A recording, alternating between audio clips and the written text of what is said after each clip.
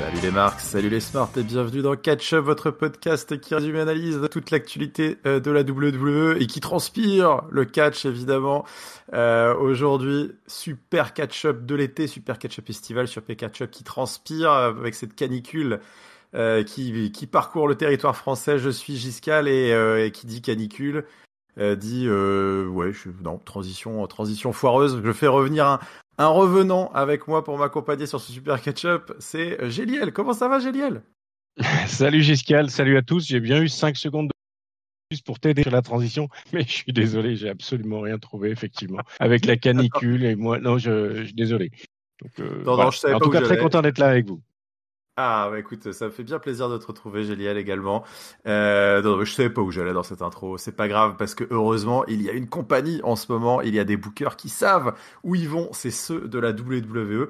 Et on va commencer ce super catch-up avec le SmackDown du 26 juillet 2024 au CHI Health Center dans à Omaha, pardon, à Omaha, dans le Nebraska.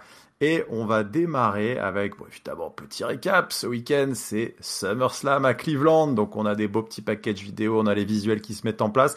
Et on a Nick Aldis qui se met en place aussi tranquillement dans son show avec la Bloodline. La Bloodline 2.0 en coulisses qui débarque. Et donc, en fait, écoutez, ce soir, il y avait un gauntlet match, si vous suivez. Et la Bloodline devait aligner... comment il s'appelle? Je sais pas si, je crois que je t'ai perdu 2 fois 5 secondes là, Giscal, donc je sais pas si, Ah bon? voilà, on verra. Ouais, mais c'était peut-être mon casque, Écoute, peut-être mon casque. on verra, mais je suis en train de chercher le nom du frère de Tongaloa et je ne le retrouve Tamatonga. pas. Tamatonga, voilà, quel début d'émission. Et donc malheureusement, notre ami Tongaloa est blessé à l'œil. Il a un joli petit cache-œil de capitaine pirate. Et donc il n'est pas clear ce soir. Donc Nick Aldis annonce à Bloodline que voilà, il va falloir qu'il soit forfait. Sauf que la Bloodline ne forfaitise rien du tout. Solo Sikoa dit que Tongaloa va être remplacé par cet homme. Et là, nous voyons Jacob Fatu qui arrive. Et quel remplacement de luxe pour la Bloodline qui va donc aligner Jacob Fatu ce soir dans ce gauntlet match. Et la suite, on la verra un petit peu plus tard dans l'émission. Donc voilà, sur l'intro, on continue. LA Knight qui marche backstage avec ses nouvelles petites entrées made in production WWE 2024. Là, LA Knight qui fait sa promo en marchant, qui nous dit que il a des problèmes avec Santos Escobar, avec Logan Paul, mais que ce soir, il va donner la leçon à Santos Escobar et que d'ailleurs, Logan Paul ferait bien de regarder, petit segment. Et le match contre Santos Escobar, un match sympatoche de presque 10 minutes qui se conclut par une distraction de Logan Paul qui était à Omaha dans le Nebraska pour essayer de faire perdre LA Knight. Ça permet, on va réussir à placer son BFT, tomber 1, 2, 3, victoire de la mégastar. Évidemment, ce qui devait arriver, il n'a pas le temps de célébrer puisque les deux méchants se jettent sur lui. Ça tabasse. Ça tabasse. Mais finalement, si c'est ça d'ailleurs, ça tabasse. Il s'en sort. C'est les méchants qui rigolent à la fin avec un joli petit frog splash de Logan Paul. Donc voilà qui conclut notre opener et donc qui conclut aussi, j'imagine, le build-up pour ce match US, mon Géliel. Oui, tout à fait, tout à fait. Je crois qu'effectivement ton micro a un petit souci, ça a coupé 2-3 fois et je regardais qu'il n'était plus activé sur Je vais la essayer de partie régler ça enregistrement. Pendant ce temps-là, effectivement, première partie avec la Bloodline qui a donc aligné Jacob Fatu en placement de Tongaloa et je sais pas ce que c'est pas une des premières fois où il va vraiment combattre directement avec C'est en possible, étant hein. vraiment. Il me semble que vraiment il est dans ses premiers vrais matchs avec la Bloodline pour la Bloodline, donc on verra ça un petit peu plus tard, comme tu l'as dit. Sinon, ce premier match, LA Knight, Santos Escobar, match intéressant. Évidemment, intervention pas intervention, puisque passe après match. En tout cas, Logan Paul est là, comme tu l'as aussi bien dit. Et puis, fait que, voilà, le build-up se termine. Logan Paul qui intervient, les LA Knight qui est quand même bien à la peine face aux deux, et du coup, ça permet d'avoir un affrontement qui est maintenant bien écrit et bien en place et que nous suivrons la semaine prochaine, sur ce SummerSlam qui arrive bientôt. Voilà. Eh oui, ouais, moi j'ai assez hâte hein, de ce match-up. Donc écoute, bon bah voilà, ils ont beaucoup parlé. Ils se sont un peu sur la fin tapés aussi sur la tronche. Donc bon, Oui. build-up voilà, efficace. Maintenant il n'y a plus qu'à pour ce qui s'annonce être, on l'espère peut-être enfin la grande victoire de LA Knight dans un stade en plus. Ce serait incroyable. C'est vrai qu'LA Knight conserve, hein, moi ça me bluffe toujours, hein, semaine après semaine, il conserve cette pop malgré le fait que ça vivote hein, depuis les éclairs maintenant lointains qu'il a Ouais. pu avoir quand il avait été impliqué avec Roman Reigns et tout. C'est vrai que LA Knight, voilà, on l'a gardé un petit peu en réserve, réserve de la République là, et puis voilà, ça y est, là, il va peut-être enfin pouvoir Je, sortir de sa boîte à Cleveland. je suis d'accord avec toi. On a l'impression que le momentum est passé. Enfin, on s'est plusieurs fois fait la réflexion, mais pourtant le public répond toujours. La pop est toujours Et présente. oui. Donc là, on n'est plus sur une ceinture de tout premier ordre, mais n'empêche que il a aussi moyen de mettre la main sur une ceinture US qui sera certainement pas pour lui déplaire s'il arrive à la remporter. Donc voilà, ça poursuit effectivement.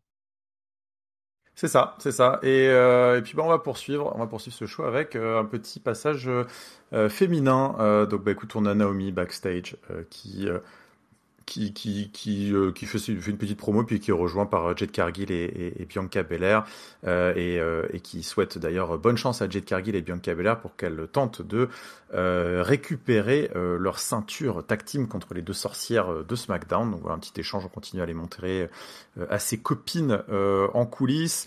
Logan Paul aussi backstage hein, qui se vante, qui se targue, il est très content de son coup. Il explique que voilà, LA Knight avait parlé d'avant-goût. Bah lui, il lui a montré un petit peu pareil l'avant-goût d'un repas en cinq plats qui va se dérouler là jusqu'à SummerSlam. Et donc voilà, je sais pas trop, je sais plus la métaphore culinaire, mais en tout cas, LA Knight a intérêt à être prêt puisque voilà ce qui l'attend à SummerSlam. Donc on retrouve. Il est prévenu. Il est prévenu, exactement, il est prévenu. On retrouve Jade Cargill, Bianca Belair dans le ring pour appeler Isla Dawn et Alba Fire. Ils disent voilà, venez, bande de froussardes, venez nous affronter. Vous nous évitez tout le temps, mais c'est parce que vous avez peur de nous. On va récupérer notre ceinture à la première occasion. Et en fait, ça attire les sorcières qui tentent d'attaquer Cargill et Belair justement par derrière, mais les deux powerhouse de la division féminine s'en débarrassent sans coup férir. Et donc voilà, écoute, cette histoire se poursuit. C'est vrai qu'on a du mal. Je sais pas toi, on a un peu du mal à prendre au sérieux ces championnes de SmackDown qui portent un peu toujours ces ceintures tag team féminines, un peu comme des tokens là je sais pas, de médailles, un peu de voilà, c'est bien, bravo. Bon, on sait pas trop où ça va, Ouais, mais ça y va. je suis assez d'accord avec toi. En plus, enfin, on sent bien qu'au premier match, ça risque quand même de mal se passer. Donc, on est plutôt sur de l'interaction. Il y a eu beaucoup de segments coulisses hein, qui racontent des histoires sur ce Oui, SmackDown. C'est toujours intéressant. Celui-ci est pas forcément le plus le plus joyeux ou le plus sympa à suivre parce que globalement on a quand même du mal à croire comment Alba Fire et Isla Dawn pourraient s'en sortir sur un vrai gros match où Bianca et Jade seraient vraiment énervés quoi. Mais bon, on suit ça et puis on a hâte de voir ce que ça va donner si jamais il y a match quand il y aura match. et oui. On a aussi un autre segment, Nia Jax et Tiffany Stratton, les nouvelles meilleures copines de circonstances là, avec Tiffany Stratton, la porteuse de mallette, vous le savez, et Nia Jax, la future, la challengeuse numéro 1 à SummerSlam contre Bayley. Bon voilà, qu'il faut copine. Nia Jax qui redonne une nouvelle manette à Tiffany Stratton après que, vous vous souvenez, la semaine dernière, Bayley ait détruit la mallette de Tiffany. Bon, on avait un petit peu souri de ce segment la semaine dernière parce qu'on disait bon en fait Oui. c'est sympa mais c'est vrai que casser une mallette peu importe quoi, on s'en fiche un peu. Ouais, ça sert pas à grand chose. Et puis écoute, voilà, donc il y a une nouvelle mallette avec des petits rubans rose et vert. Mais j'ai été un peu déçu parce qu'on en avait parlé la semaine dernière avec IRM, et pour tous ceux qui ont écouté l'épisode de la semaine dernière, on trouvait que c'était rigolo cet angle de casser la mallette, de l'abîmer, surtout avec une porteuse de mallette qui est quand même très girly, très apprêtée, et si elle en avait fait par le passé un accessoire de mode outrancier, ça aurait pu être justement rigolo de se dire on lui détruit son petit joujou. C'est vrai que là on n'avait pas eu ça, donc il y avait une deuxième occasion un peu de se racheter, peut-être justement avec cette nouvelle mallette, ils auraient pu profiter de lui en donner une deuxième pour qu'elle soit un peu pimpée. Et au final, écoute, il y a 2 rouleaux de scotch rose et vert, donc c'est vrai que c'est un peu écoute, le segment continue de tomber un peu à plat pour moi, même si l'essentiel était peut-être ailleurs, puisque Nia Jax, en lui donnant sa mallette, quand même, lui précise bien que, enfin, voilà, hein, on est d'accord, tu vas jamais cacher sur moi de toute façon. Et Tiffany qui dit oh, non, non, non, non, non, bien sûr, bien sûr, bien sûr. Donc voilà, petite scénette backstage. Je sais pas, peut-être un regard sur cette rivalité. On en reparlera en main event, mais si tu as quelque chose à dire. Oui, disons que c'est toujours un petit peu particulier cette association là entre les deux. On sent que ça peut basculer d'un moment à l'autre. On a bien vu d'ailleurs, et c'est pour ça que Nia Jax fait la petite remarque à Stéphanie, que la manette, voilà, on sait tous sur qui elle doit, ou en tout cas sur qui elle doit pas s'en servir. C'était Tiffany. Donc voilà, c'est un petit mais j'ai du mal à voir comment ça peut durer parce qu'on voit bien que c'est quand même très elles sont très antinomiques dans leur présence. Ce sont deux heels, enfin voilà, je ne sais pas combien de temps ça va durer. Mais bon, l'approche sur la mallette avec un petit côté rigolo, pourquoi pas. On va voir, on va voir. Mais je pense pas que ça dure très longtemps. Non, je pense pas non plus, en effet. Par contre, ce qui a duré très longtemps, c'est le Tag Team Gauntlet Match. C'est parti pour le gros morceau de SmackDown. Pour ceux qui voulaient voir du catch, c'était maintenant. Et donc, c'est parti pour un futur title shot tag team, comme on l'a dit.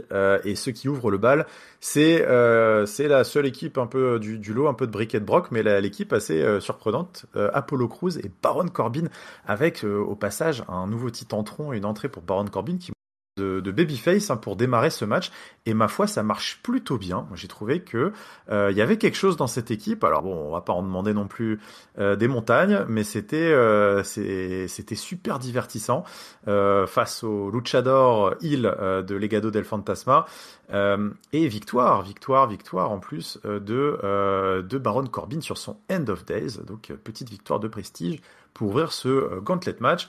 Les Street Profits qui arrivent en 3e, donc là c'est quand même un autre morceau, mais malgré tout, Apollo Crews et Baron Corbin qui vont lutter pendant pas loin de 10 minutes pour faire douter les Street Profits, qui finiront quand même malgré tout par faire respecter la hiérarchie et l'emporter avec un magnifique, il me semble que c'est un blockbuster depuis les épaules de Dawkins, depuis la 3e corde, là, un blockbuster From the Heaven, magnifique de Montez-Ford, et donc sur Apollo Crews, victoire. Donc on en est à 15 minutes de match déjà à ce moment-là. Pretty Deadly qui arrive pour enchaîner face à des Street Profits qui semblent déjà très fatigués.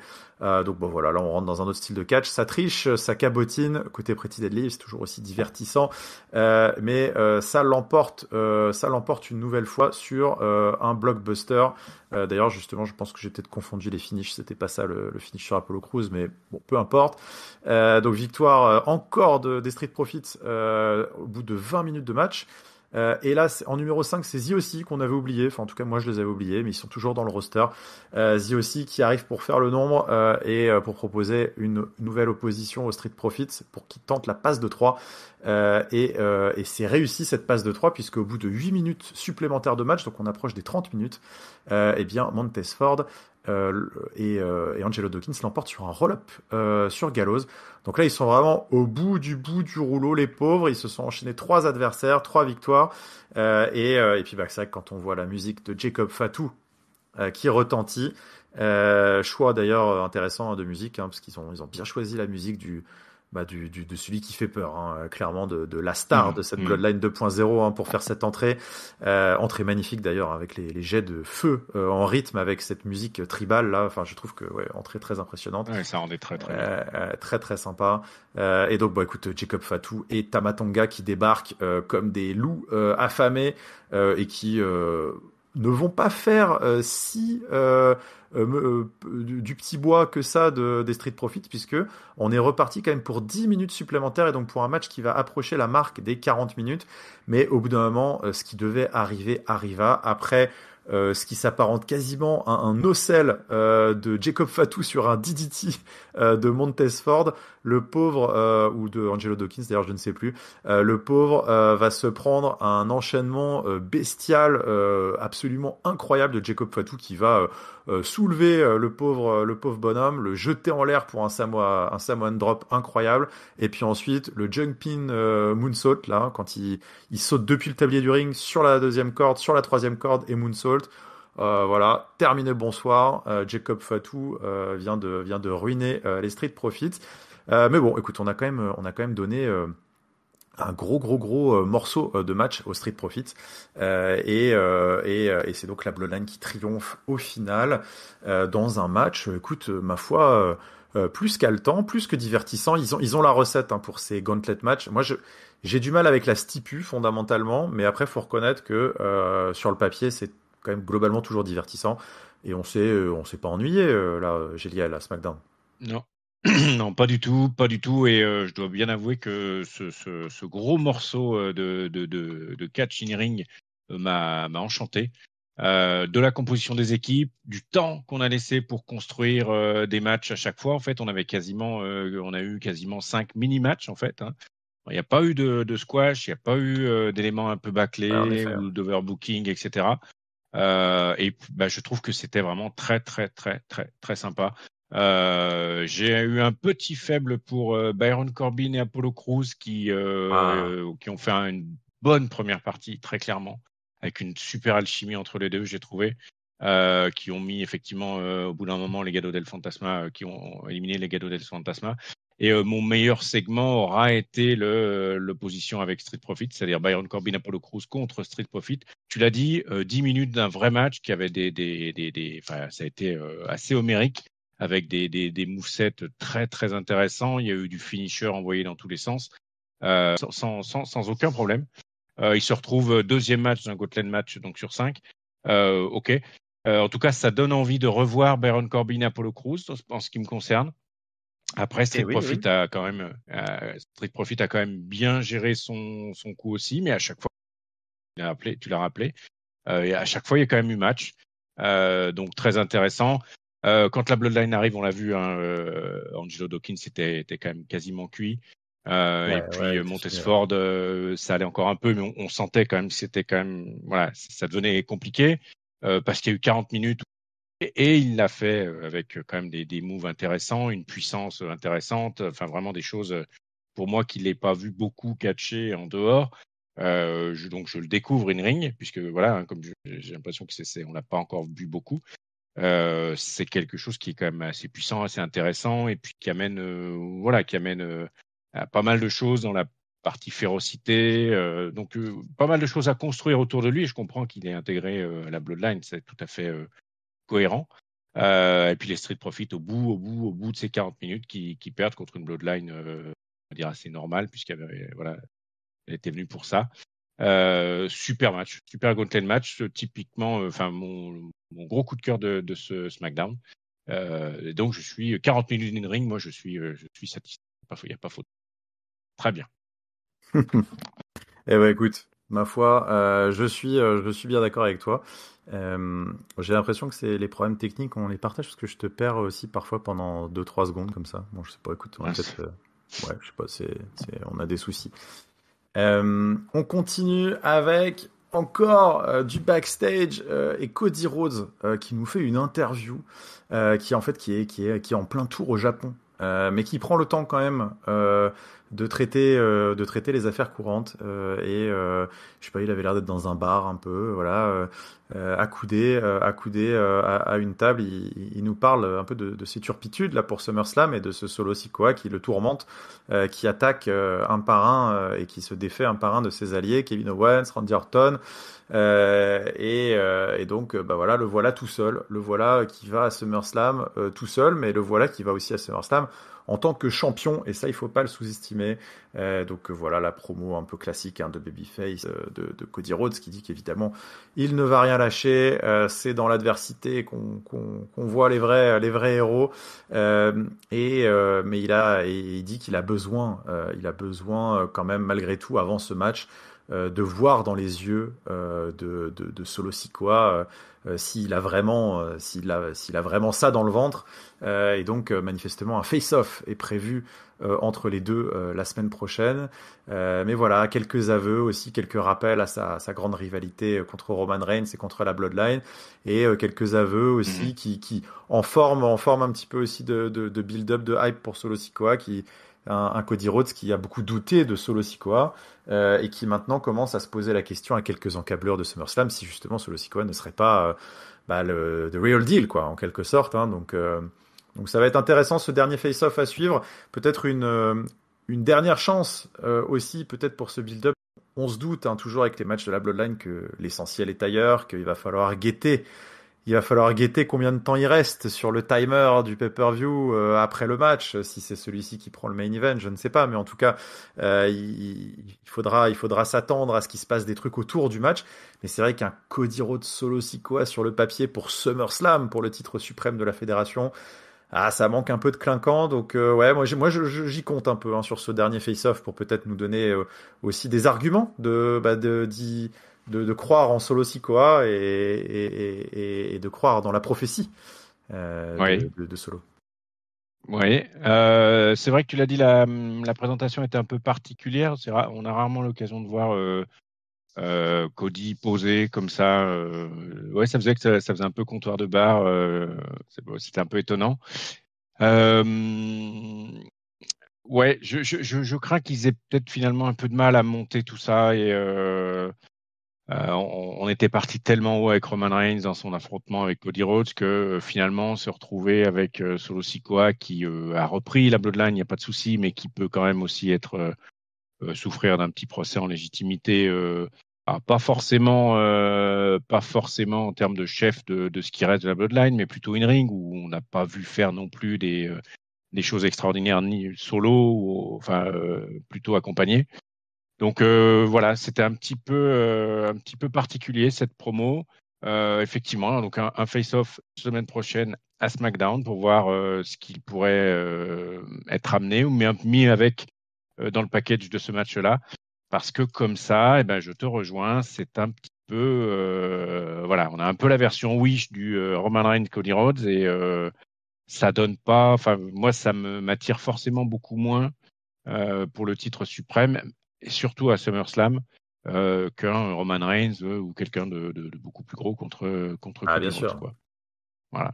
Non, mais c'est donc sûr on va voir. En tout cas, on aurait pu imaginer cette affiche sur un pay-per-view moins prestigieux peut-être que SummerSlam, mais là c'est vrai que cette affiche, parmi à la myriade de très très beaux matchs qu'on a sur la carte, c'est vrai que c'est presque fou de se dire que le match de Cody Rhodes est peut-être un des moins alléchants sur le papier. Maintenant voilà, on connaît tout le talent qu'il peut y avoir autour de la Bloodline, et nul doute que des surprises ou des cartes sont cachées dans les manches des bookers encore. Donc écoute, espérons-le.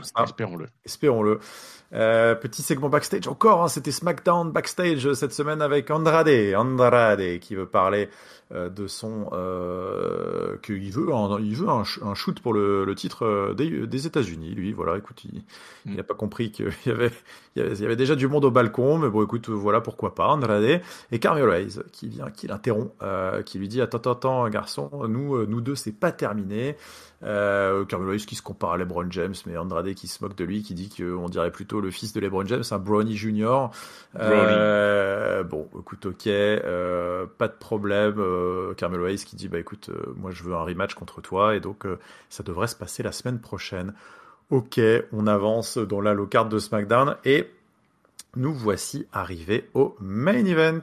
Et le main event de la soirée, messieurs, mesdames, pour les habitants d'Omaha dans le Nebraska, c'est un dream match puisque c'est Nia Jax et Tiffany Stratton en équipe contre Bayley et Michin. À 10 jours de SummerSlam, que rêver de mieux que un tag team match comme ça en main event de SmackDown. Beaucoup, je vous passe le play-by-play, mais au bout de 13 minutes, bon, un match de catch qui, moi, personnellement, ne m'a pas forcément emballé. Eh bien, nous avons une victoire de Nia Jax sur Bayley, il me semble, hein, qui écrabouille Bayley avec son Annihilator. Et donc voilà, écoute, c'était un petit peu l'histoire de l'alliance de circonstances de Nia Jax et de Stratton qui, mine de rien, ont été obligés de quand même s'y mettre à 2 contre 1 et à beaucoup puiser de stratagèmes pour se débarrasser de Bayley.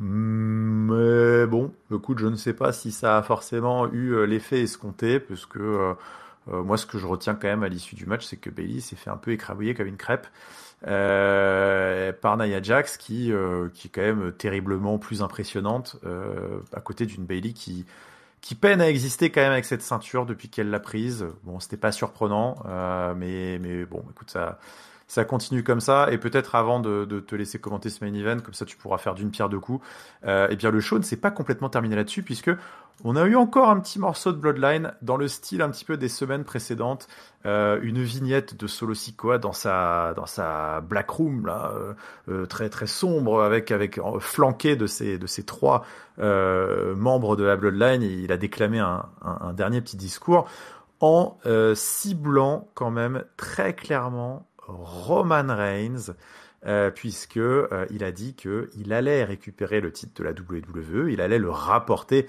à la tribu, à la Bloodline, c'est lui qui allait faire le job, et que si Roman Reigns avait un problème avec ça, il savait où le trouver.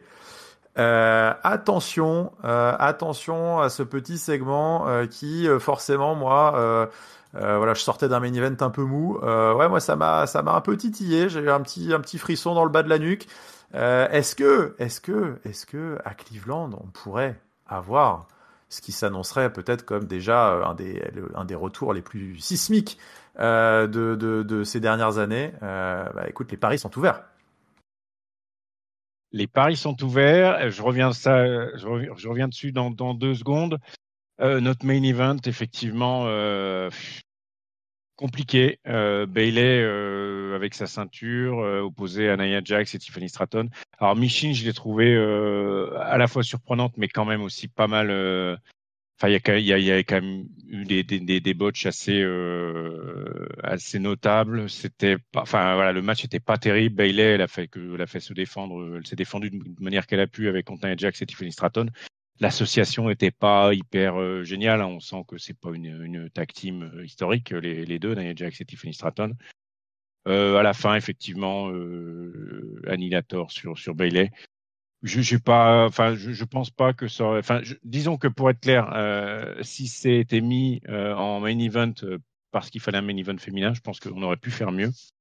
Et je pense pour moi que le Gauntlet match aurait été bien plus intéressant en main event avec une montée en tension tout le long de SmackDown qui aurait été bien plus sympa, plutôt que de finir par un truc qui était pas, allez, c'est pas la climatisation, mais qui était quand même vachement moins sympa que ce qu'on avait pu voir juste avant. Et puis, bah voilà, hein, par rapport à ce qu'on disait tout à l'heure et l'intervention de Cody Rhodes, en creux, cette petite phrase de Solo Sikoa, eh ben effectivement, ça ne peut que nous rassurer par rapport à un éventuel overbooking, une intervention, un retour, comme tu l'as dit, de Roman Reigns. Dans quelles conditions, comment, pourquoi, qu'est-ce qu'il viendrait faire? On ne sait pas, mais en tout cas, ça ouvre un peu les chakras de ce match entre Solo et Cody. Et donc, c'est fait que pour nous faire plaisir. Voilà. C'est l'heure du mot de la fin, puisque ça y est, c'est terminé. Bah, écoute, Géliel, je te Yes. redonne tout de suite la parole pour ton top, ton flop et ta note, pardon. Alors, je vais faire ça assez rapidement. Je vais commencer par le flop. Je vais le donner malheureusement au main event, hein. Ce tag team match ne m'a vraiment pas emballé. Racontait pas grand-chose, ne construisait pas grand-chose. C'est trop peu pour un main event même d'un weekly pour moi. Et puis donc le top, Gauntlet match. J'en ai déjà parlé. 40 minutes de catch ininterrompu avec un rythme effréné. Je suis fan, j'adore. Donc c'est mon top. Et au final, avec les petits éléments backstage qui étaient un peu rafraîchissants, globalement un match, assez peu de matchs, mais finalement beaucoup de in-ring contrairement à d'autres fois. Et grâce au Gauntlet, donc je vais mettre un 3,5. Mince, je t'ai perdu sur ta note. C'était quoi Ah, ta alors note? je redis, un 3,5. 3,5. Ouais, 3,5 sur ce SmackDown. Ah, parfait, 3,5. Bah, écoute, c'est une très bonne note, 3,5. Je sais pas si je Oui. vais aller aussi haut. Écoute, j'étais parti sur un petit 3,25 qui me semble être d'ailleurs la note que j'ai donnée la semaine dernière. Oui, un SmackDown qui vivote un peu trop à mon goût. Alors c'est vrai que ça souffre de la comparaison avec Raw, mais écoute, on va en parler juste après. Mon top, je vais... bah écoute, je vais le donner, tu l'as donné au Gauntlet Match, toi, c'est ça, il me semble, hein. Ouais, c'est Je ça. vais le cibler plus particulièrement à cette belle surprise enfin, je sais pas, ils m'ont fait kiffer. C'était Apollo Crews et Baron Corbin. Ouais, Je les ai, je sais pas, il y avait une vibe, il y avait une atmosphère, il y avait un truc. Le public accrochait en plus. Moi, ça m'a fait clairement, clairement. plaisir. Ça m'a décroché un petit sourire. Donc j'étais assez content de cette association. Donc ce sera mon top de la semaine. Mon flop, ouais, écoute, c'est clairement pour moi, c'est pour le main event aussi. Un main event de circonstances, clairement. Je pense qu'il savait pas trop quoi foutre cette semaine. Ça manque d'inspi. Globalement, plus globalement, de toute façon, ça manque de soin un peu à tout ce qui se passe autour de cette ceinture féminine à SmackDown. Donc, ce n'est pas si surprenant que ça. Et donc, la note, ouais, j'ai dit 3,25. Ça reste quand même du costaud, mais ouais, cette scène féminine en demi-teinte qui m'empêche d'aller plus haut. On va continuer. Allez, on enchaîne. C'est parti. On part du côté du show rouge. C'est parti. Monday Night Raw du 29 juillet 2024 au Excel Energy Center de Saint-Paul dans le Minnesota. Nous retrouvons nos amis Michael Cole et Pat McAfee. C'est le dernier Raw. Celui-là, par le coup, c'est le Go Home Show. C'est le dernier Raw avant SummerSlam et on va démarrer avec un bang, comme ils disent là-bas, puisque c'est la musique de Seth Rollins qui ouvre cette émission. Seth Rollins qui arrive, comme on pouvait déjà s'en douter, avec sans doute ce qui va peut-être être le teaser de sa tenue absolument grandiloquente, outrancière et magnifique, fabuleuse d'arbitre Génial, qu'il génial.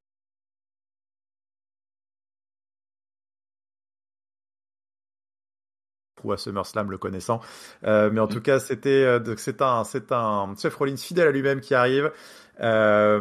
Et qui rejoint qui nous annonce qu'il est là pour déclamer ses règles, les règles du jeu pour le match qui va se dérouler à Cleveland dans quelques jours. Et donc il demande aux deux morons, aux deux débiles un peu, de le rejoindre dans le ring.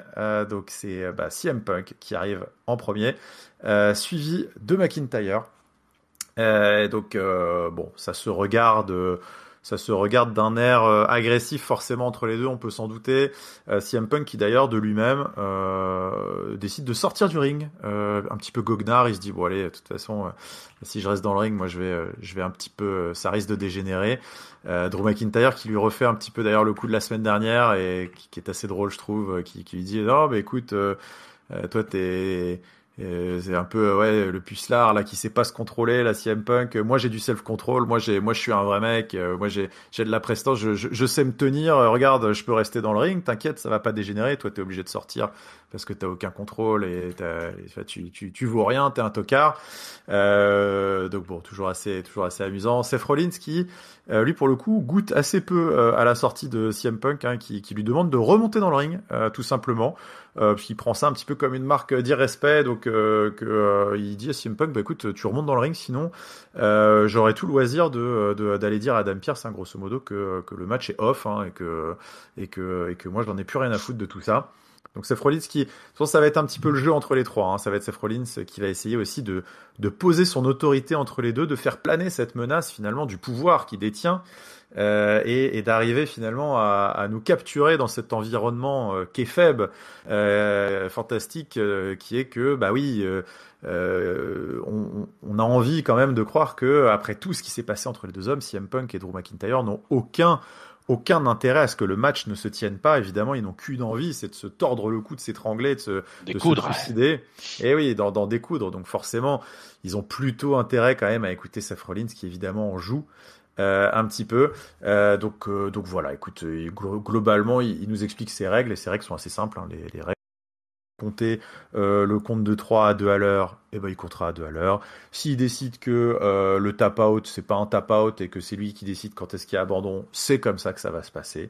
Donc écoute, donc voilà, hein, Seth Rollins qui a décidé de n'en faire qu'à sa tête et qui d'ores et déjà nous donne une sorte de, on voit par le petit bout de la lorgnette tout le chaos qui va sans doute régner dans ce match et cette danse à trois. Vraiment, Seth Rollins va être loin d'être un acteur passif de cette rencontre, à n'en pas douter.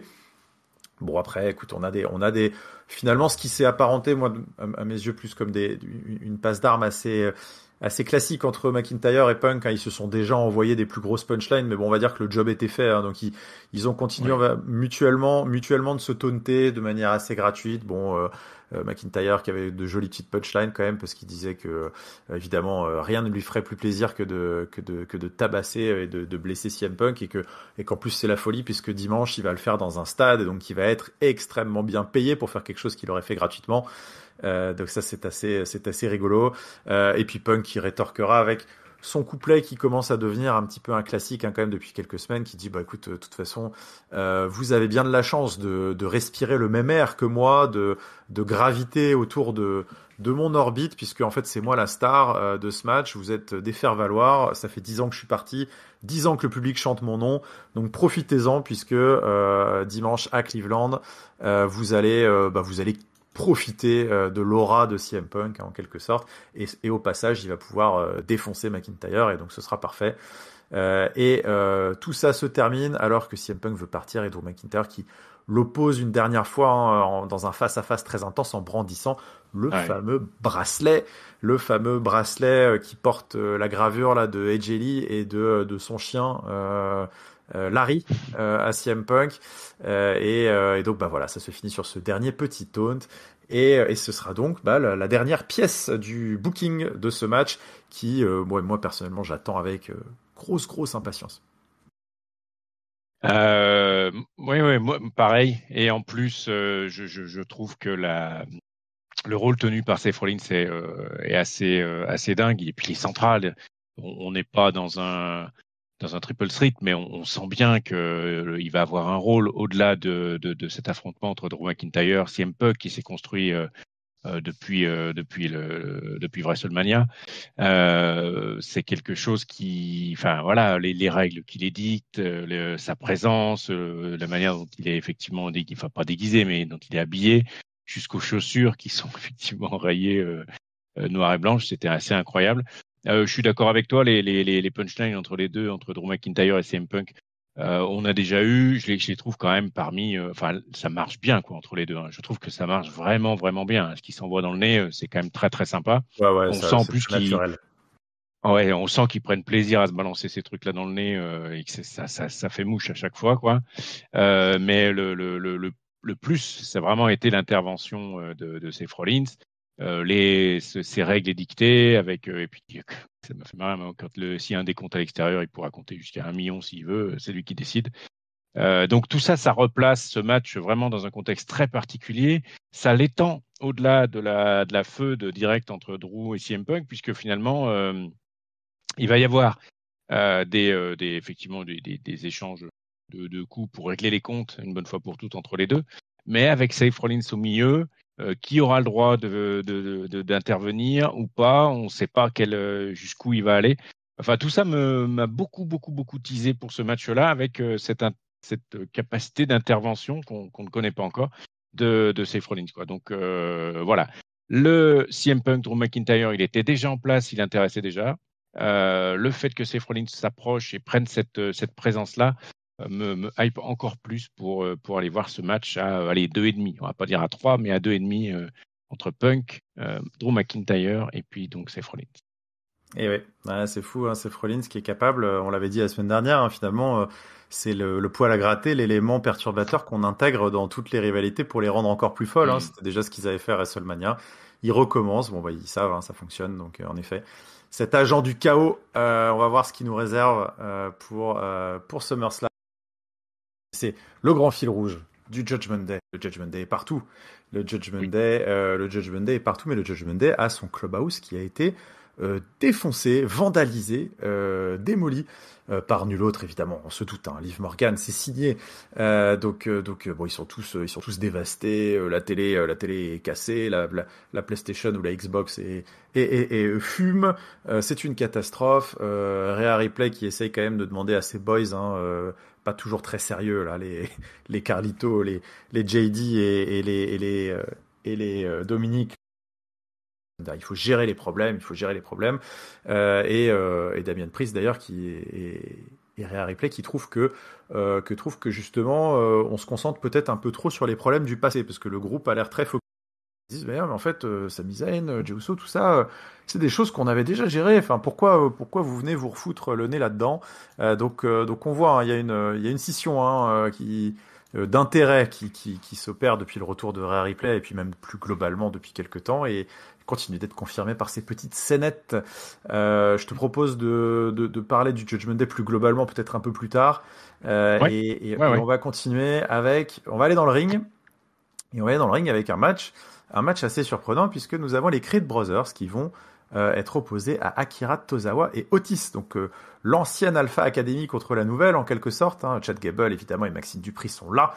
Et nous avons une victoire au bout de 8 minutes des Creed Brothers sur une distraction de Chad Gable qui permet aux Creed Brothers de placer le finisher et donc victoire. À noter pendant ce match quand même encore une fois la pop assez folle d'Otis qui continue de susciter des réactions à toutes choses égales par ailleurs, mais quand même assez intéressantes.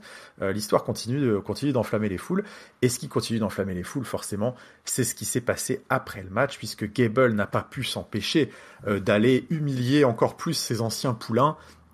Ce qui a attiré les foudres de Maxime Dupri qui est rentré pour défendre son ami Otis, son frère Otis. Elle a essayé d'étrangler Chad Gable, mais au final pour lui donner une grande gifle, au grand plaisir du public. Et au moment où Chad Gable était pas loin de menacer physiquement Maxime Dupri suite à cette gifle, nous avons les lumières qui s'éteignent. Et oui, comme maintenant plusieurs semaines, là où Chad Gable est, les Wyatt Six ne sont jamais très loin. La musique s'éteint, la petite note de piano qui commence à retentir, la bien glauque, les Fireflies, les lumières qui s'allument. Et qui voilà en bas du titre en tronc qui s'avance. Nous avons les 3 membres masculins, hormis l'oncle Audi. Donc maintenant on connaît leurs identités, donc on peut dire, mais donc Joe Gacy, Dexter Lumis et Eric Rowan qui s'avancent lentement vers le ring avec toujours cette démarche de film d'horreur. Ils montent sur le tablier du ring, les lumières se rallument à moitié et là qu'est-ce qui se passe? Ils se démasquent. Et donc justement on peut d'autant plus constater donc voilà Eric Rowan, Joe Gacy et Dexter Lumis qui sont sans masque, face à face avec les Creed Brothers et Chad Gable, et c'est la brawl, c'est la première interaction physique avec du répondant, on va dire, des Wyatt Six, ça y est, qui rentre officiellement dans l'arène, et qui globalement vont détruire les Creed Brothers et Chad Gable avec des moves assez impressionnants. Chad Gable qui essaye de s'enfuir, laissant encore une fois ses amis de circonstance. L'image est toujours importante. Chad Gable qui abandonne tout le monde sur son chemin pour essayer de sauver sa peau, sauf que il tombe sur qui? Il tombe évidemment sur l'oncle Howdy qui était en train de faire son entrée aussi, et donc il prend peur et Chad Gable fonce par une coursive détournée et s'enfuit. Et ceci conclut le segment de cette semaine des Wyatt Six avec un développement majeur tout de même, puisque ça y est, nous avons eu interaction physique, et un peu plus tard dans l'émission on a eu Chad Gable quand même et les Creed Brothers qui ont réclamé à Adam Pearce un match contre justement les 3 qui les ont attaqués. Donc ça y est, les choses s'accélèrent, les masques tombent, on rentre dans le vif du sujet. Oui, c'est-à-dire que ça accélère. C'est-à-dire que si on n'était pas on reculait en fait, si on n'avait pas, si on n'était pas allé plus vite. Je trouve que alors je vais expédier rapidement le match. Effectivement, Otis, grosse pop, Akira Tozawa, bon, c'est du comedy wrestling, mais bon, c'était pour introduire justement le sujet avec la Wyatt Six. Le match était dispensable. Est-ce que c'était même obligé qu'ils se battent? Je sais pas. Enfin bon, bref. En tout cas, apparition des Wyatt Six. Effectivement, ils ont leur masque, effectivement sur le ring. Je trouve ça très très long. Voilà, pour être clair, je suis en train de décrocher. Euh, je Aïe, retrouve aïe, aïe, aïe. malheureusement, ce qui avait aussi parfois été le cas avec Bray Wyatt, avec des hors-ring qui étaient magnifiques, mais avec des in-ring qui étaient voilà, qui gâchaient un peu le tout ou qui n'étaient pas au niveau, on va dire, qui gâchaient pas, mais qui n'étaient pas au niveau. Et là, je trouve que l'emphase mise sur la construction, les entrées, etc., etc., la fumée, même l'affrontement s'est fait dans une espèce de semi-pénombre, on n'y voyait pas grand-chose. Enfin, est-ce qu'il fallait rallumer complètement ou est-ce qu'il fallait mettre, on se souvient, Bray Wyatt qui avait fait certains matchs aussi avec une lumière rouge. Est-ce qu'il fallait rester plus sombre ou pas? Enfin, voilà, je suis en train de décrocher. Donc, effectivement, il y a un match qui a été annoncé. On va voir en Fine Ring ce que ça va donner. Voilà, il faut qu'on passe à la vitesse d'après pour moi, pour que je puisse apprécier. Je crois qu'on a beaucoup tourné autour du pot. On a pas mal construit et il fallait le faire. Il n'y a pas de souci. Mais voilà, pour moi, il est temps de passer à l'étape d'après. Voilà. Il en faut plus pour notre ami Géliel. Oui, Écoute, je exactement. comprends d'une certaine manière. Moi, c'est vrai que depuis qu'il y a un petit peu plus d'apparitions dans le ring, moi, ça me va bien. Moi, j'avais ce sentiment-là qui m'animait il y a 3-4 semaines quand on enchaînait les cassettes là avec les Oui, oui. livreurs Amazon là, Sister Abigail qui était la livreuse Amazon officielle du groupe. Je trouvais que bon, ok, écoute, c'est sympa les cassettes, puis je commençais à trouver ça un petit peu long. Moi, j'avais envie de voir des choses arriver. Après, je peux comprendre. Voilà, globalement, on reste sur un segment assez low card pour le début du groupe. On se dirige peut-être vers le premier match, donc on va voir ce qui va se passer la semaine prochaine. Moi, ce que Mhm. j'apprécie, on va dire en tout cas dans ce segment, c'est qu'en tout cas, je trouve que même si c'est pas ça pourrait être plus excitant, on va pas se mentir, je suis pas non plus transcendé. Ce que j'apprécie, c'est que globalement, j'ai l'impression qu'on évite quand même les pièges qu'on avait mis un petit peu sur le devant de la scène lors de l'apparition du groupe et qui ont pu d'ailleurs émailler le parcours de Bray Wyatt, à savoir que on s'est quand même assez vite éloigné du côté un peu mystique et surréaliste et on continue d'aller dans la voie où humaniser les participants de ce groupe semble être la priorité. Ils font partie du roster. Ouais. C'est pas des monstres, ils ont pas de pouvoir magique. Pour moi, c'est une condition un peu sine qua non de la survie de ce truc-là dans le temps. Donc je suis assez rassuré de voir que on continue de prendre ce chemin-là. Après, évidemment, il y a peut-être d'autres façons de le faire, mais voilà, c'est Je, peut-être ce que je peux dire de plus positif. je suis d'accord avec toi. Et beaucoup de précautions, de choses comme ça, mais on est quand même, enfin, on a les Creed Brothers et Chad Gable, quoi. On n'a pas ni le Judgment Day, Oui. ni la Bloodline en face, quoi. Donc c'est là où je me dis quand même qu'on prend beaucoup de précautions, on construit beaucoup pour de la low card, quoi, pour affronter de la low card. Alors ça aussi ça changeait puisque généralement Bray Wyatt attaquait directement les porteurs de ceinture, etc. Cette approche-là, c'est une des premières fois où elle se fait par le bas finalement. Et c'est assez étonnant aussi. Donc on va voir, on va voir. C'est vrai, en tout cas c'est vrai pour un groupe comme ça, c'est peut-être la première fois. Après, peut-être que c'est aussi le booking nouvelle génération, puisque ça pourrait d'une certaine manière faire écho aussi à peut-être une autre personne dans le roster et moi je pense à Braun Breaker notamment, qui a commencé aussi un petit peu voilà par en bas et qui est en train de faire son chemin vers le haut. Et cette semaine, notre bon ami Bron Breakker, il a continué de marquer ce Monday Night Raw de son empreinte, parce que ça y est, Bron Breakker est là.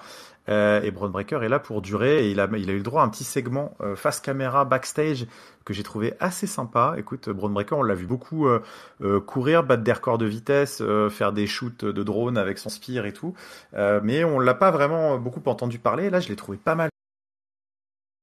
Il avait perdu à Money in the Bank. Manifestement, il avait sous-estimé Sami Zayn. Mais maintenant, ça y est, il a compris qui était Sami Zayn. Il a compris qui était Sami Zayn, qui en fait est un comédien.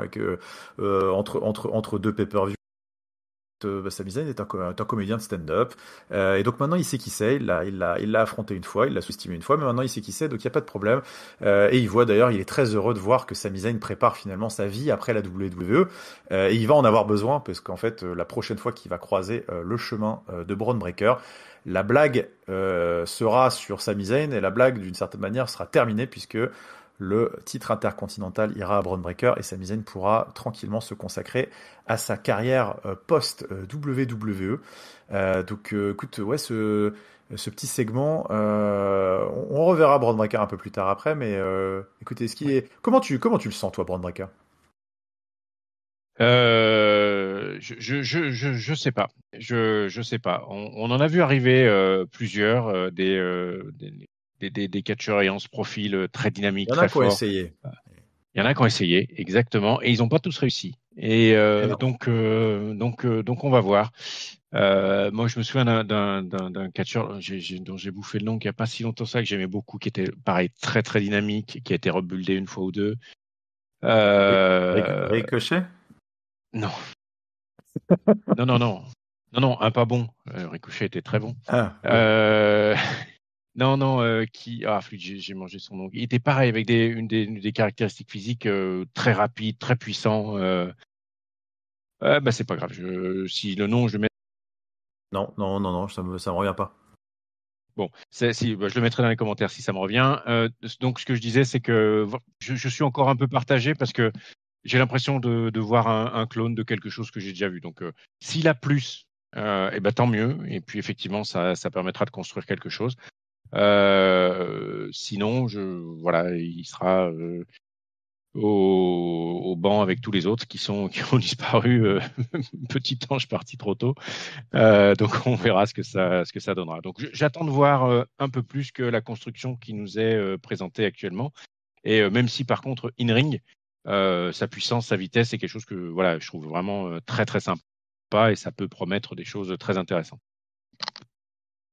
Écoute, ouais, moi je suis assez, je m'en cache pas, moi, je suis assez enthousiaste sur Bron Breakker. Je trouve que il y a vraiment quelque chose. Après, comme tu l'as dit, peut-être le nom va nous revenir, mais c'est sûr que il y en a eu des bêtes de foire, des mecs super, des freaks of nature, mais c'est vrai que ouais, je sais pas, là il y a quelque chose qui me fait dire putain, le mec il a l'air d'avoir tout, et ces petits segments là micro continuent de me confirmer cette bonne impression. Mais bon, écoute, il va falloir prouver contre Sami Zayn samedi à SummerSlam si il a les épaules. On va continuer avec Sheamus contre Bronson Reed, un match qui avait été annoncé et qui, puisque Pete Dunne va venir mettre un coup de shillelagh, là, je sais pas, enfin le petit bâton là irlandais pour mettre KO Sheamus, et Bronson Reed va en profiter pour coller son tsunami et prendre la victoire. C'est vrai que jusqu'ici Sheamus avait plutôt eu l'habitude d'interrompre les matchs, mais là Pete Dunne qui tape là où ça fait mal, dans l'ego, puisque Bronson Reed en profite pour prendre la victoire. Donc une rivalité qui continue. Une rivalité de mid-card qui continue avec donc Sheamus et Pete Dunne qui vont peut-être finir par s'affronter. Non, pas de commentaire. Non, mais non, c'est pas obligé. Pas de commentaire.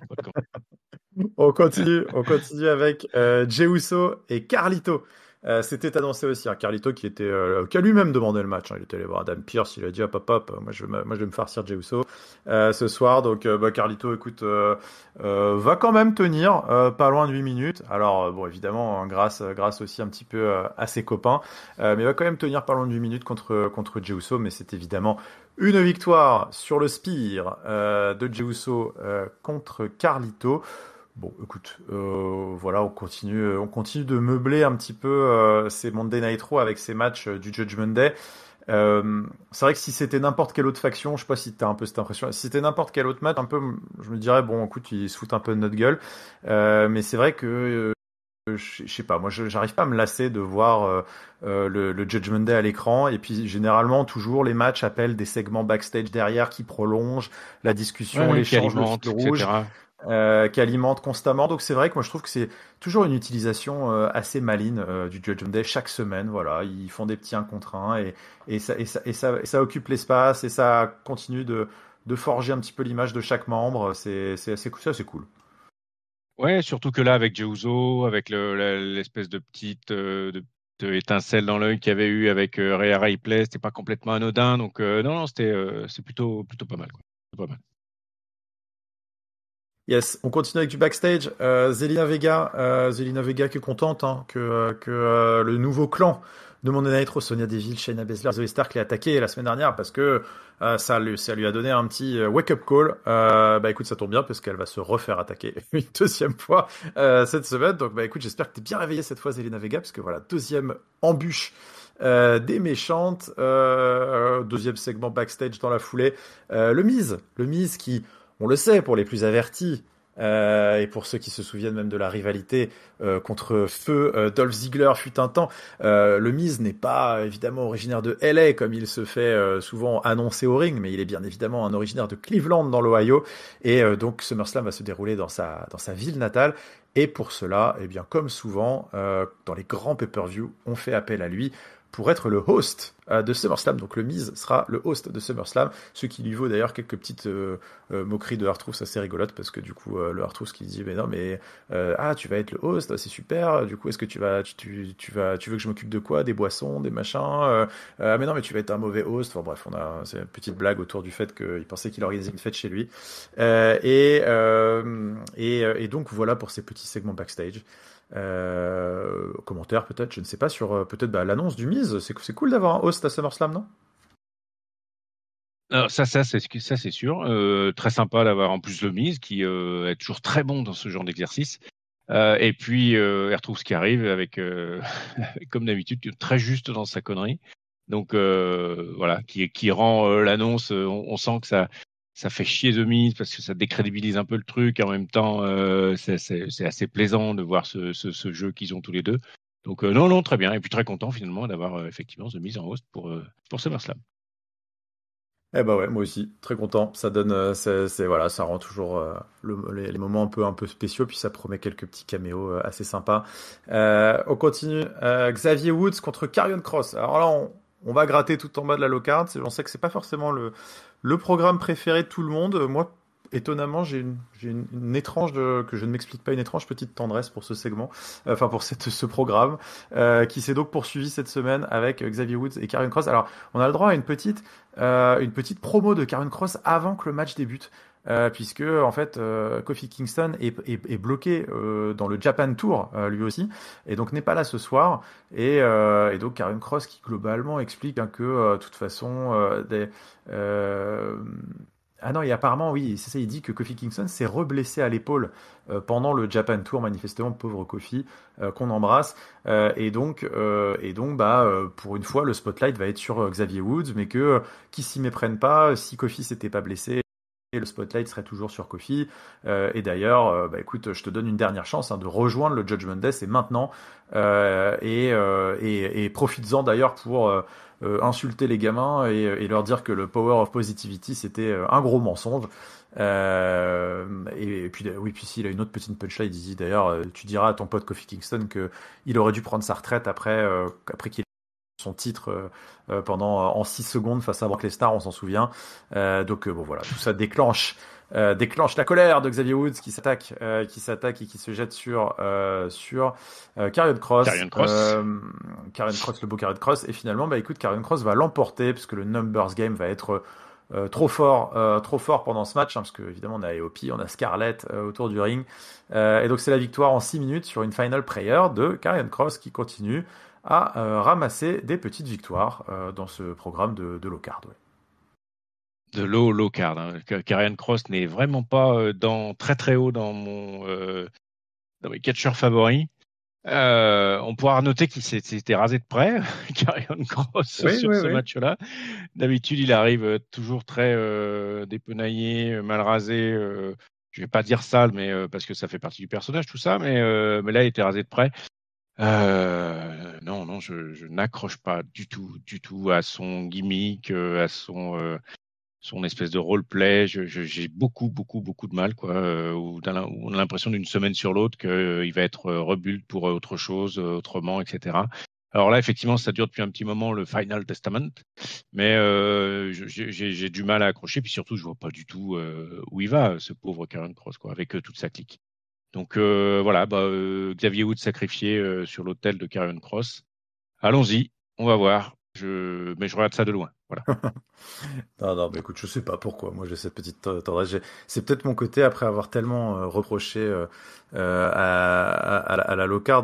Enfin, c'est vrai dans les shows de souvent, voilà, de raconter enfin, de rien raconter. Que je sais pas, je suis agréablement surpris de voir ce programme qui dure et qui semble avoir une sorte de morale derrière ou d'histoire. Enfin, en tout cas, ils ont des choses à raconter avec ça. Donc, je dis pas que ça m'enflamme, mais on va dire que j'apprécie l'effort, quoi. Euh, D'accord. on continue. Sami Zayn backstage qui répond à la promo parce qu'il l'a vu, il regarde la télé. Sami Zayn, il a vu, il a regardé le moniteur, il a vu Braun Breaker s'adresser à lui. Il a dit bah oui, moi j'ai fait un show de comédie avant Money in the Bank et d'ailleurs ça m'a pas empêché de battre ça m'a pas empêché de battre Braun Breaker le lendemain. Donc je vais le refaire avant SummerSlam et il y aura pas de problème. Et je vais continuer à faire ce que je sais faire, à savoir voilà donner mon maximum. Et Braun Breaker m'a sous-estimé une fois. Maintenant j'ai compris. Alors voilà, on sent qu'il y a une dynamique qui change. D'ailleurs, Sami Zayn le dit. Maintenant j'ai compris qu'il allait pas me sous-estimer. Donc il allait falloir donner encore plus. Mais je suis prêt, c'est ce que je sais faire. Classique Sami Zayn. On y va et on retrouvera tout ça un petit peu plus tard. Liv Morgan dans une vidéo assez de compléter son Revenge Tour à SummerSlam. Donc voilà, qui brûle des t-shirts, des effets personnels de Dominic Mysterio comme une mettre d'une rupture.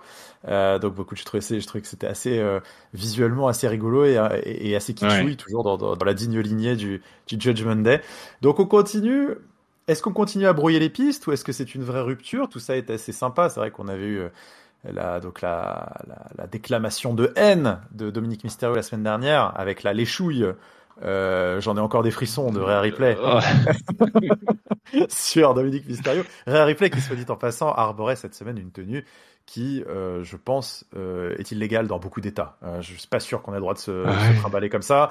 Mais bon, Même écoute. sur une plage. Hein. Ouais, non, non. Même sur une plage. Ouais, bah écoute, moi j'ai trouvé ça assez drôle, mais voilà, c'est toujours on continue à brouiller les pistes, on sait pas, est-ce que Dominic Mysterio joue un double jeu, est-ce qu'il est sincère, qu'est-ce qui va se passer à ce SummerSlam, tout ça est, me concernant en tout cas assez excitant. Ouais. Et puis, j'aimerais pas que ce soit aussi simple que ça. Voilà, pour être clair, en fait. Après des semaines Ouais. à avoir senti que c'était un peu, qu'il y avait des choses construites, qu'il y avait un petit peu de jeu de dupes, qu'il y avait aussi un peu de mind game et compagnie. J'aimerais pas que ça s'arrête juste là, quoi. Donc, on verra, on verra. En tout cas, c'était bien fait, effectivement, la larme à l'œil, mais la larme un peu haineuse, tout ça. Donc, c'était vraiment, non, c'était sympa. J'ai bien aimé le segment. Et ben oui. Et on va continuer justement avec Dominique Mysterio et Sami Zayn. Tout se recoupe, tout s'entremêle, tout a du sens. Sami Zayn et Dominique Mysterio qui vont s'affronter donc ce soir, puisque Carlito s'était occupé de Jey Uso et Dominique Mysterio, lui, devait s'occuper de Sami Zayn. Donc encore une fois, on a la clique aux abords du ring. Et donc, bah écoute, le match progresse tranquillement. Sami Zayn qui globalement domine évidemment Dominic Mysterio. Il y a quand même une classe d'écart, hein, voire plus, entre les deux hommes. Doute on termine avec Dominic Mysterio. Bah écoute, c'est JD McDonough et Carlito qui rentrent et qui provoquent la DQ.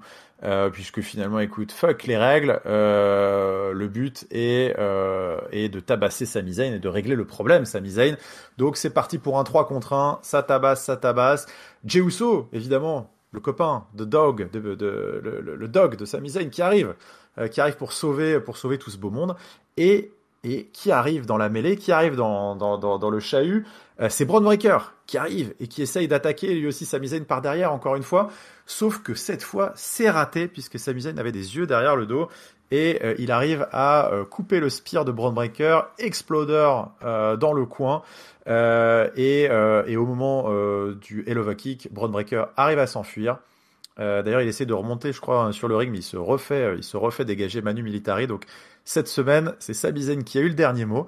Et donc, la dynamique de Bron Breakker un petit peu cassée, puisque voilà, cette semaine, il a fait un petit peu le malin au micro. Et finalement, on n'y est pas encore. On n'y est pas encore. Et le vieux Sami Zayn a encore plus d'un tour dans son sac. Et écoute, moi, j'ai trouvé que cette dynamique, cette semaine, était assez sympa puisque voilà justement c'est aussi le vieux vétéran face à la fougue, face à la jeunesse et c'était sympa. Ouais, c'était très sympa, surtout après ce match qui était également, j'ai trouvé très sympa. Dominique a, enfin, quand même, à la fois dans la partie gimmick, in-ring, je trouve que c'est très très fort. Hein, il est très jeune encore et je trouve ça déjà très très bien. Le match était vraiment bien, effectivement. Je trouve. Hein. L'intervention de Carlito et JD McDonald qui donc font annuler le match. Après l'arrivée de Jey Uso qui arrive, ça part un peu dans tous les sens. Bron Breakker qui arrive et alors donc j'ai retrouvé. Hein. J'en ai retrouvé un, mais parmi les deux, je pensais à Rick Books qui était aussi sur une dynamique qui était un Rick peu Books, aussi. Alors pas qui est plus à la WWE depuis, mais n'empêche qu'il y avait aussi cette approche très rapide, très puissante, etc., etc. Avec sa guitare et aussi, etc. Enfin bref. Il y en avait un autre que je trouverais aussi qui me sera en commentaire, voilà, qui avait le même profil. Et donc, Bron Breakker, là, quand il arrive à un moment lancé, mais comme pas possible, Sami Zayn lui met un coup de pied, donc un beau kick dans la face, mais ça joue, je crois, 3 secondes que la tête, elle saute, vu à la vitesse à laquelle Bron Breakker arrive. Enfin, voilà, j'ai trouvé l'intervention assez sympa, et effectivement, Sami Zayn, c'est lui qui a le dernier mot à la main, c'est l'ancien qui, comme tu l'as dit, remet un peu l'église au milieu du village et ça permet de rétablir un petit peu l'équilibre dans la balance et donc de se promettre un match tout à fait intéressant pour SummerSlam. Tout à fait intéressant. Et ouais. Et c'est assez sympa parce que je pense que on était beaucoup avant Money in the Bank à presque voir la victoire de Bron Breakker presque comme inexorable. Hein. C'est l'étoile filante. On sent qu'il avait la fusée aux fesses et paf le coup d'arrêt à Money in the Bank qui avait été habilement, je trouve, construit et écrit. Hein. Voilà, un excès de fougue, un excès d'engagement presque. Il avait perdu la lucidité. Là, on a l'impression c'est pas mal parce que il a toujours cette fusée aux fesses. Hein. On sent que c'est quasiment inexorable. Sami Zayn ne pourra pas lutter longtemps contre la puissance et la jeunesse de Bron Breakker. Et pour autant, voilà, il y a toujours ce côté. Il continue à faire des erreurs. Sami Zayn continue à avoir un step d'avance en quelque sorte, et ça permet aussi de brouiller un peu les pistes de quelque chose qui serait peut-être perçu à SummerSlam comme une victoire un petit peu inexorable. Donc reste à voir quelle direction ils vont prendre, mais en tout cas je trouve que ils ont habilement, on va dire, redressé le navire de ce build-up pour rendre cette revanche un tout petit peu excitante, quoi. Ouais. On enchaîne avec du costaud. Alors là, c'est mon moment préféré de la semaine puisque c'est le 3v3 féminin, ça, puisqu'il y a une passion trio à la WWE en ce moment chez les femmes. Et donc Lyra Valkyria, Kayden Carter, Katana Chance, une équipe que j'exècre là, que je commence vraiment, je commence vraiment à avoir du mal. Je commence vraiment à avoir du mal avec les trois là, qui affrontaient Shayna Baszler, Zoe Stark et Sonya Deville. Dieu merci, les méchantes ont gagné. Stark qui a mis son Z360 sur Kayden Carter au bout de 8 minutes, un match qui aurait pu être plus court. Victoire qui aurait dû être plus court. Qu'est-ce qui suscite l'amour des décideurs pour elle? Mais bon, écoute, il y a des mystères parfois, c'est comme ça. Hein. Et donc victoire des méchantes et arrivée après le match de Damage Control qui est de retour. Damage Control qui vient tabasser Shayna Baszler, Zoe Stark et Sonya Deville pour d'une certaine manière réaffirmer sa place dans la hiérarchie des grands trios féminin de la WWE, le panthéon des trios. Damage Control continue de régner en maître, manifestement. On aura même le droit d'ailleurs à une petite promo backstage juste après, avec des interventions en japonais de Io Sky et mince, comment elle s'appelle, l'autre là. Bon, tu vois, c'est l'impression qu'elle me laisse, tu vois, je me souviens même plus. Et Dakota Kai qui... Non, mais je pensais à l'autre japonaise. Kairi Sane Kairi Sane, voilà. Kairi Sane. Et donc Dakota qui nous parle en japonais, on comprend rien, mais heureusement Dakota Kai nous explique que la semaine prochaine, elle va affronter Shayna Baszler et on en salive d'avance. Donc voilà, parenthèse fermée. Je sais pas ce qu'ils ont avec, qu'est-ce qu'ils ont avec les factions féminines en ce moment-là. C'est quoi cette passion? Tu sais, toi? Je sais pas, mais je suis assez fatigué. En plus là, franchement, enfin ça valait pas grand-chose. J'aime pas dire du mal, hein, mais vraiment elles sont gentilles quand même. Mais à part Zoe Stark qui arrive à tirer son épingle du jeu et ça se voit. Hein. Je suis comment dire, je suis atterré pour Shayna Baszler qui n'est plus capable de faire quoi que ce soit in ring, ni de donner l'impression de quoi que ce soit in ring. Et je suis vraiment vraiment désolé. Le reste, avec Sonya Deville, il n'y a jamais rien eu, donc on peut pas forcément être beaucoup déçu. Chez Shayna Baszler, il y a quand même eu des choses intéressantes. Et heureusement qu'il y a Zoe Stark qui sauve effectivement le programme sur les 6, hein, parce que franchement, le reste est assez catastrophique. L'intervention de Damage Control, ok, admettons que ça repositionne, on va dire, puisqu'on les avait quand même un peu oubliés. Ça faisait un moment qu'on les avait pas forcément vus. L'interprète, là, comment elle s'appelle? Ah oui, Dakota Kai.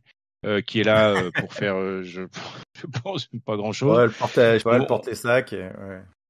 Ouais, c'est ça. Ouais, on sent quand même qu'il peut y avoir rapidement une explosion du truc parce que c'est pas intéressant, quoi, tout simplement. Et en plus, on les voit pas in ring. Enfin, non, c'est pas intéressant. Il n'y a pas d'histoire construite. Ça crie beaucoup. Enfin, voilà, je pense que c'est parfaitement dispensable en l'état des histoires qu'ils ont écrites pour elles. Voilà. Ouais, mais moi ça, je leur jette pas complètement la pierre, hein, c'est que vraiment. Non, bah évidemment, de toute façon, non, on peut pas, de toute façon, ils pourront pas s'en sortir, mais je sais pas ce qu'ils ont avec cette passion. On a presque l'impression d'ailleurs que ces deux trios de circonstances là, Valkyria, Carter, Chance et Baszler, Zoe Stark, Deville, ont presque été constitués que pour redonner une nouvelle fois le change à Damage Control, peut-être pour redonner un tour de piste à Damage Control. On a l'impression qu'ils y croient vraiment dans ce projet, alors que, enfin, c'est vrai que pour moi, de toute façon, ma réputation là-dessus est plus approuvée sur cette chaîne. Peut-être le plus grand détracteur depuis la création de ce groupe de Damage Control. Je ne comprends pas, ce que les gens trouvent d'intéressant. Et le truc, c'est que voilà, si explosion il doit y avoir, on nous l'a déjà raconté 2 voire 3 fois l'histoire de l'explosion, et ça, moi, ça m'attriste un peu pour Io Sky, parce que autant je l'ai critiqué en tant que championne solo, mais c'est parce que c'était une championne faire valoir, pièce rapportée de Damage Control, et je reste persuadé que ce que j'avais vu à l'époque de NXT peut encore exister, quoi. C'est évident que elle peut faire quelque chose en solo, c'est sûr, mais je sais pas, ils s'obstinent. Il y a un moment, ils ont essayé de l'émanciper un petit peu. Elle gueulait, elle cassait des meubles, elle cassait des télés en japonais en backstage là quand ses copines perdaient. Puis d'un seul coup, elles sont recopines. Enfin, bon voilà, on est dans une boucle temporelle avec Damage Control. Ouais. On n'en sortira jamais. Mais c'est vrai que pour moi, de toutes les 9 filles qu'on a vues, ouais, c'est celle qui me donne qui me donne le sentiment d'être la plus grande perdante là-dedans. C'est un peu Io Sky, quoi, qui se gâche là-dedans. Mais bon, écoute, c'est ainsi. On continue. On a eu le droit à une petite promo de Gunther dans un stade vide en t-shirt noir, voilà, qui nous en a remis une petite couche, hein, sur Damian Priest, qui nous a expliqué qu'il allait le défoncer, qu'il utilisait ses traumatismes d'enfance, hein, Damian Priest, et son passé dans la rue, et son passé de victime, hein, pour justement s'inventer un personnage, une aura, un charisme, mais tout ça ne vaut pas tripette. Il va le ramener à la réalité dimanche. Bon, écoute, moi, c'est vrai que j'aime bien ce côté-là. Et là, c'est le méchant très décomplexé, hein, de Gunther depuis 3 semaines. C'est vraiment l'enfoiré de service. Écoute, c'est pas mal. C'est pas mal. Je suis d'accord. Mais j'ai un doute. Je sais pas si parce que là, cette histoire de effectivement le truc de la rue et compagnie. Il y a quand même eu des pops de la foule, enfin des réactions de la foule. Je ne sais pas s'ils avaient prévu qu'il y ait autant, parce que là, du coup, ils réinsistent vachement là-dessus. Je ne sais pas si c'était. Enfin, j'ai l'impression que d'une espèce d'effet d'aubaine sur le fait de la foule a répondu hyper présente sur ce bout de là ou sur Ah, cette peut-être, hein, punchline-là, et puis que du tu sais, coup, ils parfois ça insistent. fonctionne comme ça, hein. Parce que là, du coup, c'est quasiment drôle où il en fait des tonnes, Gunther, et puis Damien Priest, il surréagit à chaque fois sur ce genre de truc. Enfin, voilà, écoute, pourquoi pas, hein, ça marche. Gunther est très énervé, très mécontent, très pas content. Donc, on va voir ce qu'on Ouais, va voir. le méchant de film, là, c'est vraiment presque caricatural, là, c'est avec le Ouais, c'est gros ça. accent. Mais bon, écoute, Ouais. ça marche bien. Je trouve que c'est assez rafraîchissant, puis ça permet à Gunther aussi d'exprimer une autre facette de son personnage qui était très, très sérieux chez Imperium. Donc moi, ça me plaît bien. Et on continue avec, bah, justement, parce que cette promo, elle annonçait quoi? Elle annonçait le match qui avait lieu ce soir et qui avait été déjà annoncé la semaine dernière. C'est notre main event de la soirée et c'est pas dégueulasse puisque c'est ouais, d'ailleurs, hein, Minnesota, ils avaient peut-être un peu plus de chance qu'à SmackDown puisque eux, ils n'auront pas un 2v2 féminin, ils auront Gunther contre Finn Balor en main event. 12 minutes de catch de très haute qualité Ah ouais. avec un. Heureusement, hein, voilà, c'était évidemment, c'était pas l'heure pour Finn Balor. Alors c'est vrai qu'on peut se demander quand est-ce que ce sera l'heure hein, pour Finn Balor, mais en tout cas, Ouais. ça n'était pas l'heure puisque là, évidemment, on n'a pas à faire perdre Gunther qui est absolument inarrêtable depuis des mois. À quelques encablures hein, de son match pour le titre, mais au-delà de la victoire de Gunther, c'est presque la manière, hein, parce que Gunther a carrément mis KO technique Finn Balor sur un rear naked choke là, donc un étranglement arrière, enfin une sorte de slipper très violent, et l'arbitre a été contraint d'arrêter le match puisque Finn Balor ne pouvait plus continuer. Donc, c'est vrai que Gunther a carrément éclaté le pauvre Finn Balor. Juste après le match, Gunther se dit tiens, on va en remettre une petite couche, et c'est à ce moment-là que le grand copain Damian Priest arrive. Et le show se terminera sur une petite brawl des familles. C'est donc le choix de la WWE, de Triple H, pour ce Go Home Show d'Euro avant SummerSlam. On va finir sur cette image de Damian Priest et de Gunther qui s'envoient des parpaings dans la figure et qui partent dans le ring au moment où l'antenne est rendue par le diffuseur. Donc voilà pour cette fin de Raw et pour cette dernière étape avant SummerSlam, pour ce build-up de titre World Heavyweight. Ouais, et tu l'as dit, hein, grand match, vraiment grand match, quoi. Et du coup, quelle déception, tout un tas d'adjectifs déceptifs sur le fait que Finn Balor soit réduit à ça, parce que franchement, l'affrontement entre les deux, avec des gabarits qui étaient aussi différents et qui pour autant, Quel et qui pour catcheur. Ouais. autant, ouais, et qui pour autant, on savait très bien que c'était impossible que Finn Balor puisse gagner voilà, c'est impossible. Néanmoins, tout était parfaitement crédible, tout était parfaitement legit sur ce match-là, et sans ce contexte, le résultat, même l'attendu qu'on pouvait avoir était complètement différent, quoi. Et donc, quel gâchis finalement d'avoir un Finn Balor cantonné à des rôles un peu comme ça, alors qu'il pourrait de temps en temps quand même être appelé à plus, quoi, hein, parce que le in-ring est toujours impeccable. Le selling, enfin tout est très très bon dans ce qu'il fait. Moi, c'est vraiment un des catcheurs que j'adore. Et puis, il y a aussi la possibilité d'aller invoquer le démon de temps en temps pour un run. Enfin, gâchis, je trouve, pour l'usage actuellement fait de Finn Balor. Euh, alors pas forcément dans Judgment Day où il y a comme une place à lui, et puis il est présent, il est présent. Il y a beaucoup de catcheurs qui sont jamais présents, hein, donc ça c'est aussi quand même à noter. Parce qu'il a quand même la gimmick au micro, il a le in-ring. Enfin, voilà. Ce match-là m'a amené beaucoup de déception pour lui parce que ce qu'il peut proposer est tellement impressionnant que le voir plus souvent en ring et puis surtout pour aller les chercher quelques ceintures intéressantes, ça me ferait grand plaisir pour Finn Balor. Mais victoire de Gunther avec Damien Priest qui vient effectivement un petit peu faire le save, même s'il est un peu tard. Et puis gros échange de marron, comme tu l'as dit, entre les deux, qui donne quand même bien envie pour leur affrontement de SummerSlam. Il n'y a rien à dire. Et oui. Oui, bah écoute, on le souhaite, hein. De toute façon, à Finn Balor, moi, c'est vrai que c'est quelqu'un, c'est pareil, c'est un catcheur que j'aime beaucoup. Moi, je le vois un petit peu comme un AJ Styles, hein. C'est un mec, c'est à chaque fois, ou tu vois, un AJ Styles ou un Rey Mysterio, c'est un mec, à chaque fois que tu le vois entre les cordes, le gars, il arrive encore à te faire scotcher, te dire putain, c'est vrai qu'en fait, il est très, très, très, très fort. Mm. Et Ouais. mais bon, écoute, voilà, c'est des gars justement aussi un petit peu comme AJ Styles qu'on sort de temps en temps du chapeau, qui bah, de toute façon, s'il était destiné à beaucoup plus, je pense que ça ferait déjà longtemps que ce serait fait, Oui, c'est sûr. mais bon, écoute, ça reste une valeur plus que sûre, parce que je pense que c'est un euphémisme qu'il ne mérite pas, une valeur sûre, mais voilà, c'est un mec qui de toute manière bonifie tous les programmes, bonifie tous les matchs, et bon, écoute, on se consolera peut-être avec ce qui pourra être une très très belle feu de fratricide, hein, avec Damian Priest. On sent, hein, les tensions montées, les désaccords. Il se peut que ce soit un des chemins post SummerSlam qui soit emprunté, et auquel cas peut-être qu'on aura aussi l'occasion de voir un nouveau Finn Balor revenir sur le devant. Mais bon, tout ça, c'est pour après. Qu'est-ce que tu as adoré? Qu'est-ce que tu as détesté? Ton top, ton flop, ta note? Alors, sur ce long Raw qui a été quand même très varié, hein, on va pas se mentir. Euh, alors, je vais commencer par je vais le mettre au Six Woman Tag Team Match.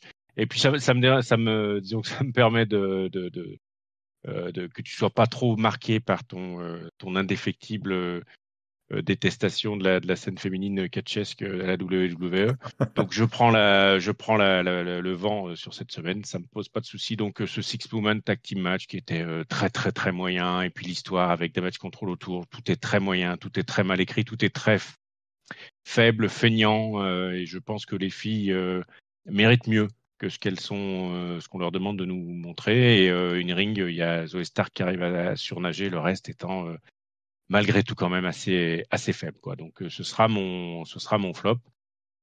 Euh, mon top, je vais le mettre au main event, écoute, et puis à Finn Balor, voilà, que j'ai adoré voir dans ce truc-là, où j'ai vu aussi un peu j'ai revu une réminiscence de Apollo Creed qui allait défier le grand Ivan Drago pour Rocky juste avant le match pour essayer Ah, belle image, belle image. de de le déstabiliser, de le tester, etc., pour Damien Priest. Donc voilà, je vais mettre mon top à Finn Balor et puis sur l'ensemble de cette action-là, comme je le disais.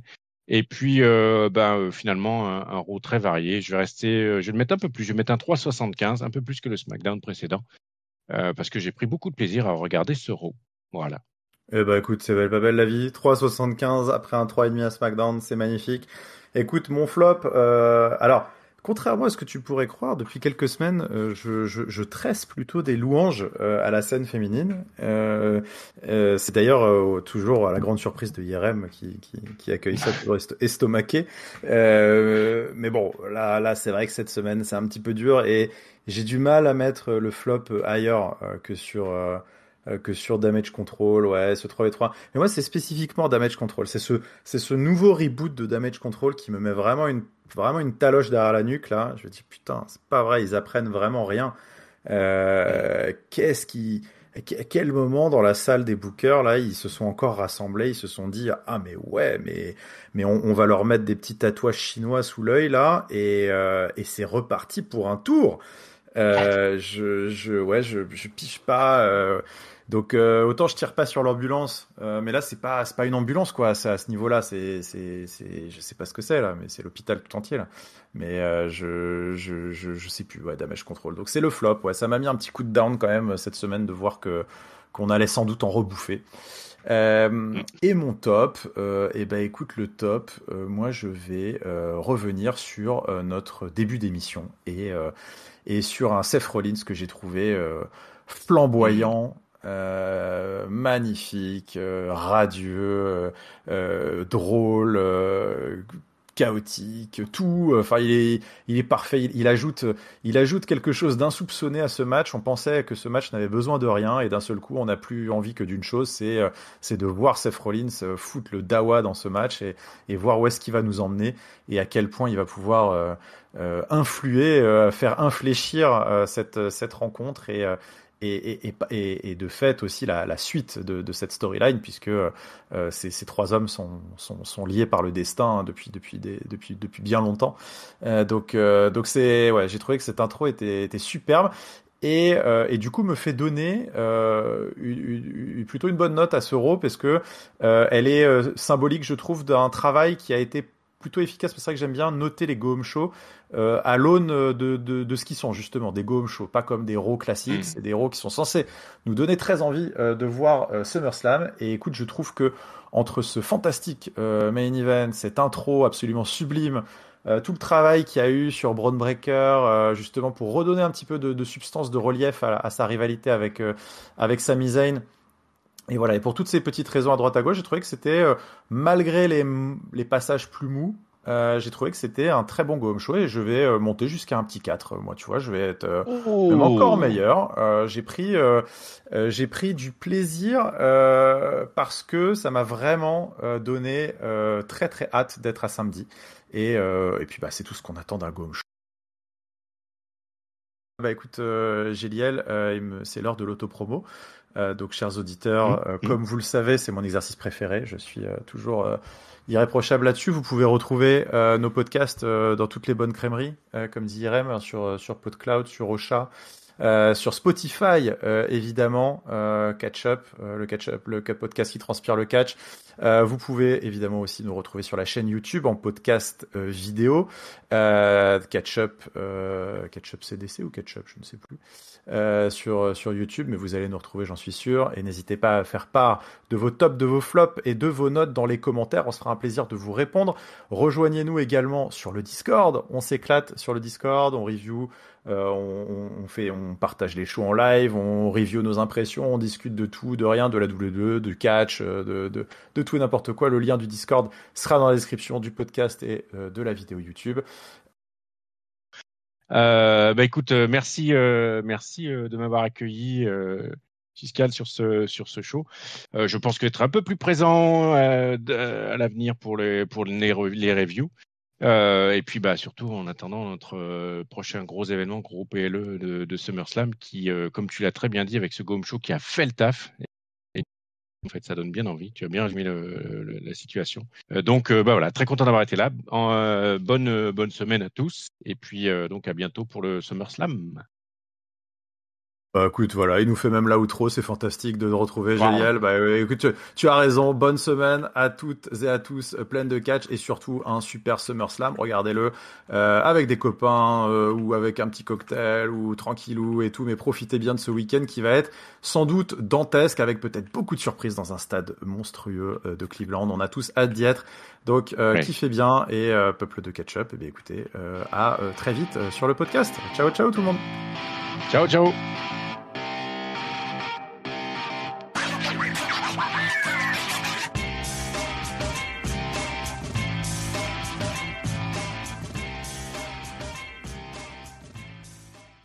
En disant, mais je savais pas je savais pas si c'était moi ou si c'était toi en fait qui coupait, tu vois. Bon, on verra. Ouais, je sais pas, on va voir, écoute. On va voir à l'écoute. En tout cas, bah, écoute, c'est la technique, hein, c'est comme ça arrive malheureusement.